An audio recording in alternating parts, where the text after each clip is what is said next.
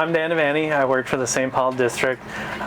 We're out on Launch 22 today. We're out surveying the channel of the Mississippi River, keeping an eye on some of our shoaling spots, keeping an eye on just the general condition of the river itself, keeping that 9-foot draft available for all of our barge tow traffic to get commodities back and forth from the ports worldwide. It's important to make sure that we've got enough depth for the traffic to go back and forth.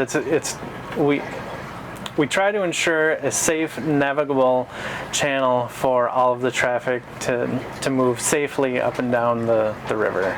For the farmer, that means savings of usually around $1 a bushel for either corn or soybeans, saving that, shipping it up and down the river versus going by truck or rail.